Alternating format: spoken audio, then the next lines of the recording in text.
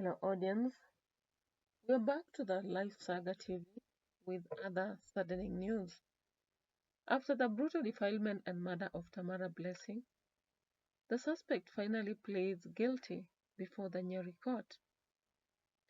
The crackdown led a grave under his bed 2 days after the girl was dead. It's unfortunate that as he stands before the court, he now pleads guilty, looking emotionless. How brutal people can be. This is a report from the taking. The reason that sometimes these things happen, you plead guilty, then you go to the Court of Appeal and say the circumstances were such that, and then we are sent back to square one.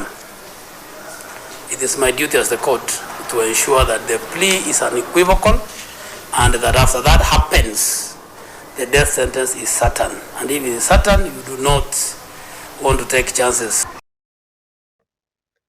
It is unfortunate that even after pleading guilty, it happens in court, there is room to give him time to think about the situation surrounding why he killed this young girl, or continue pleading the same, then he will be given a death sentence. We hope justice will be at books. Looking at the court, very many people, witnesses were there. The mother, very sad and still fresh with the wounds of the daughter that died. Now, it's unfortunate that there was another case of horror at Jacaranda with a drunk uncle accused of throwing 5-year-old Amanda to death. Amanda Mudeu was a brilliant girl who has been shown to have talent. According to the witnesses, this girl could act even with Eric Omondi and other many incidences that would come later. Her life was blown very fast by the uncle who came home intoxicated. He followed the maid wanting to pick Amanda, and as the maid checked her, she was overwhelmed. The uncle went pushing her aside and threw the daughter, Amanda Mudeu, on the ground floor. The neighbors heard this and wailed. However, it was too late. One of the witnesses, who will speak later here, indicated to have followed him, and he kept shouting that he's going down and he's going to deal with her. When the witnesses came about to help, he had already hit the girl's head many times, and in the attempt he also wanted.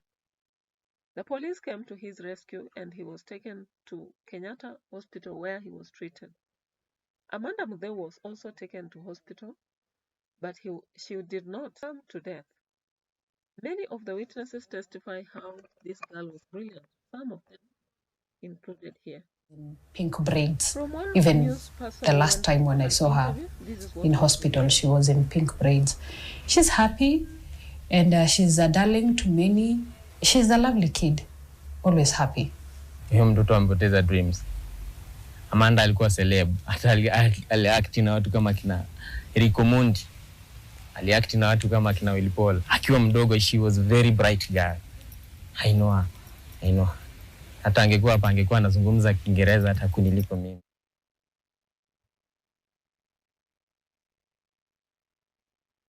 Playing the game of catch, that's when the uncle came into the house, then ran after her. Regardless of running to the sitting room, she was not able to help herself or save herself from the hands of this beast. Whether it was mental case or whichever other case, no one knows. The uncle pursued her, and she lost that towel, which possibly made her to be trapped. She could not run anymore, and the uncle picked her and hurled her down the ground floor. A normal human being would let that girl be, but the uncle, aggressive and intoxicated, and maybe from mental case. Naked. She said she was just from the bathroom to shower. And then she had her little towel around her and alikuwa anamchagulia nguo. That is when the uncle came into the bathroom.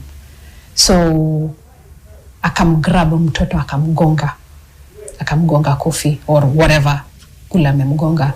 So when the house help came to help, alimshika hapa akamrusha. Ndio Amanda kakakimbia like sitting room. Wakati amekimbia ndio she lost the towel. Alirusha mtoto chini, nikasikia sauti pia juu akishauti ya kwamba ninakuja hapo chini kukutana na wewe na huyo mtoto, akiwa anapitia ukutani like Spider-Man, you know, jumping paka kufika chini. So hapo ndo nikaona akakimbilia tena kwa mtoto na kushika kwa miguu na kumpiga tena chini. So hapo hivyo ndo nikachukua action ya kumkimbilia na kumpush now to separate him between yeye na huyu mtoto.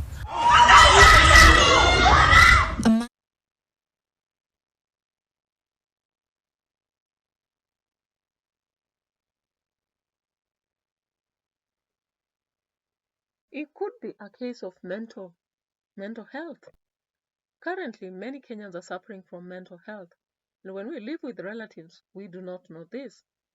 However, in case of any aggression from whoever we are living with, we are supposed to be aware that this is a person that is beyond repair. They need not to live with us and the kids, especially kids who cannot defend themselves. It's unfortunate that even when neighbors responded, it was a kind of slow reaction, and when they wanted to rescue, they could not do it. As witness has reported, the girl's head on the ground, even after throwing her down. So she could not be rescued when they reached at Kenyatta Hospital.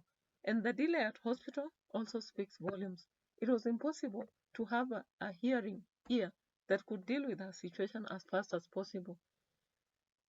These are sad realities that parents have to go through, meeting the death of their kids in the hands of people they may know, or strangers like the case of Tamara. Now, another case has just been raised today in Kayole. This is what the mother says, and the father says, and the police says. Who is saying the truth? Let's start with the police before we come to the father and then the mother. This is a boy of 11 years old, Fred.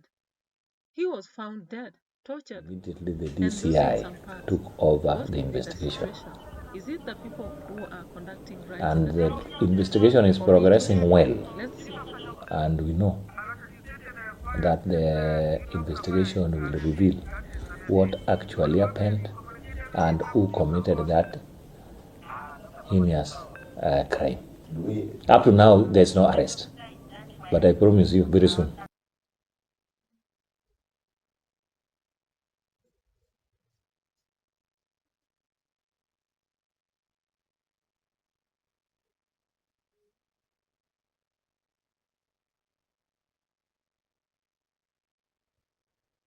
As speculation go on, with others commenting that the father seems guilty and others indicating it was a brutal act, it has not yet been known who conducted the act. Brutality is getting Wakati nilirudi nikampata hapo kwa nyumba tayari kuna food ilikuwa imebaki, ashaanza kuitengeneza. Nikamwambia saa, nikamuuliza, nikamgotea, nikamuuliza ni aje kwa saa nini unataka kutengenezea food? Nikamwambia saa tengenezea food kule, halafu kishamaliza tuendanishe na wewe nikirudi job nikupe do ukanyolewe. Akaniambia sawa. Si akaendelea tu kutengeneza food akamaliza. Venye alimaliza tukatoka na yeye tukaendanisha. Nikaenda kwa M-Pesa nikamtolea do nikampea. Nikamwambia aende anyolewe.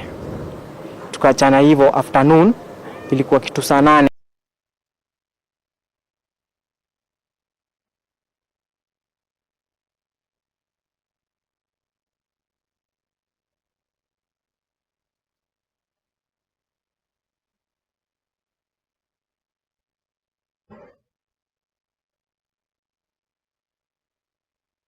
Amehusika na hiyo kifo ajue amepoteza mtu mkubwa sana.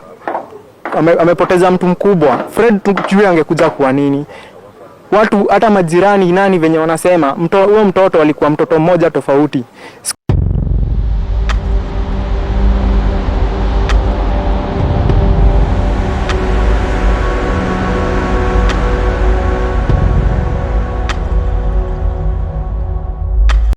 And some people are suspecting it. I don't know how it will be. From the investigations, we will know the truth. Now let's get to the mother. Tukatoka hivyo nikamwambia baba funga gate. Akamuka akafunga gate na kifuli, nika confirm kana amefunga, nikamwambia sawa, kaniambia bye. Nikaenda kazi, tumeenda na baba yake, tukapanda gari, tukashuka junction, mimi nafanya junction. Baba yake pia kaenda shughuli zake. Sasa baba yake alikuwa hakuna chakula, nilipika hiyo usiku, ilikuwa ni samaki. Mtoto akaniambia ati mama, nitamani tu samaki, samaki unaitwa kiskis. Akapika, hata hiyo siku alikuwa na moral.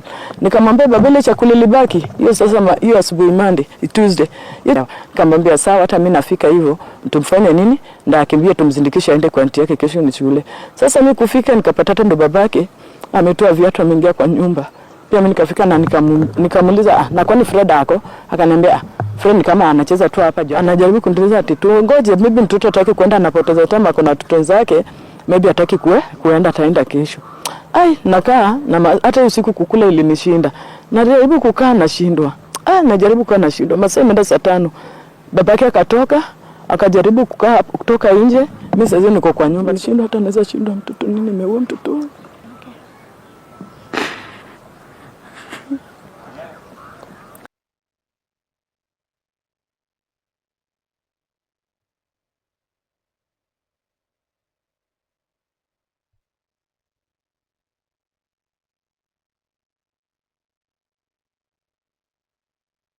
So those are the sad realities many parents are meeting day after day because of the brutality that has reigned in the country. Is it out of what we are watching? Is it out of the change of behavior of human beings? Is it out of cruelty? How can we be so cruel that we are now ending the lives of young people who are the tomorrow's leaders? These are the questions we continue raising.